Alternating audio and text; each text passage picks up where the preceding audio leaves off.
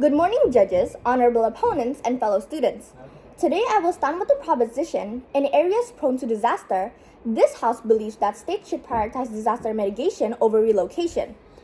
People seem to underestimate how much effort it takes to relocate a whole state.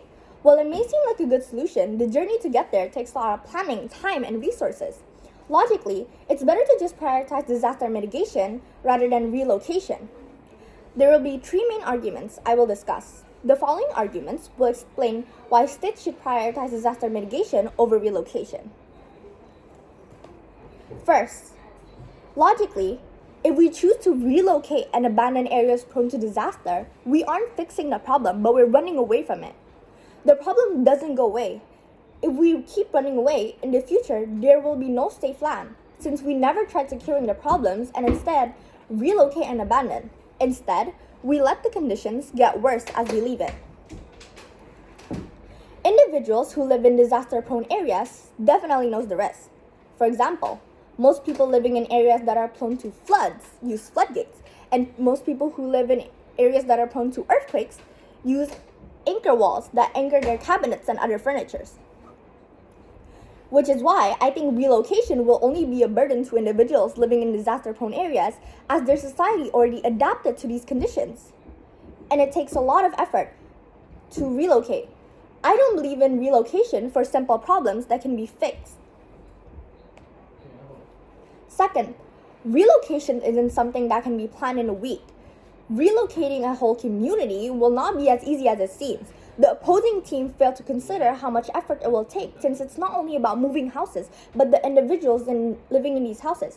People need temporary housing, which is another fund the government needs in order to relocate. Separating people who live their whole life in these areas might be hard, especially for them to be convinced to leave, unless it's an area that needs to be crucially abandoned, like for example, Chernobyl. When a radioactive explosion driven the community out in such a short time span, they were forced out of their homes. If the government had this option to choose between relocation and disaster mitigation, in my eyes, disaster mitigation is the safest option. Third argument, what should the government do about this? Society is forced to pay taxes, so the government can have funds to protect our land and build a community. What good is the government doing if they keep relocating? No land is protected and no community is built. Rather, the funds going to relocation would be quite a hefty price. I believe they should handle problems. Disaster mitigation will protect a community that's already together rather than rebuilding a new community somewhere else. The government of these areas already know the risks. If they don't prepare, if they don't want to face the consequences, they should secure the land rather than starting over. If the government continue to ignore the problems and putting their people at risk, then why should they be the government of that place? I think it's a big deal if no one worries about safety. It's not about preference on wanting to move or stay, but if disaster struck, it might be a life and death situation. Small objects like floodgates, wall anchors, and emergency kit is a good thing to have as an individual living in disaster-prone areas, since we can't rely on the government fully to protect our homes. These items aren't as big as an inconvenience, since it may help us save our life in a disaster. It's like people who buy insurance never wish on using them.